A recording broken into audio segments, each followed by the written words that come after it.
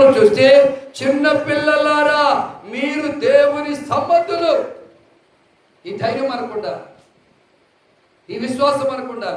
ఎందుకంటే లోకములో ఉన్నవాడి కంటే మీలో ఉన్నవాడు గొప్పవాడు అనే ధైర్యం మనకుండా.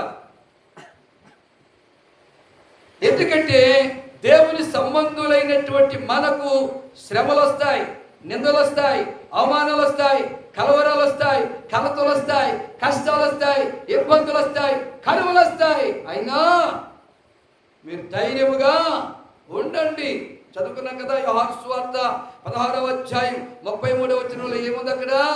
నా యందు మీకు సమాధానం కలుగునట్లు, అది నా యందు మీకు సమాధానము కలుగునట్లు ఈ మాటలు మీతో చెప్పుచున్నాను, ఈ మాటలు మీతో చెప్పుచున్నాను. లోకములో మీకు శ్రమ కలుగును.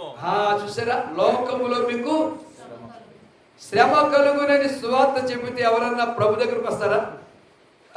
మాకెందుకయ్యా ఈ శ్రమ, మాకెందుకయ్యా ఈ శోధన, మాకెందుకయ్యా ఈ నిందలు, మాకెందుకయ్యా అవమానాలు, మాకెందుకయ్యా ఈ కలవరాలని అనుకుంటుంటారు. ఇవి క్షణికమైనవే. చప్పుడు కూడా దేవుని గారు పంచుకుందాం. ఇవి నిష్ప్రయోజనమైనవి.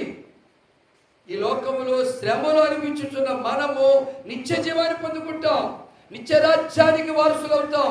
అందుకే ప్రభు ముందుగానే మనకు చెప్పాడు, ఇదిగో ఏమంటున్నాడు, నా యందు మీకు సమాధానం ఉండనట్లు నేను మీకు ఈ మాటలు చెప్తున్నానని చెప్పి, లోకములో మీకు శ్రమ కలుగును.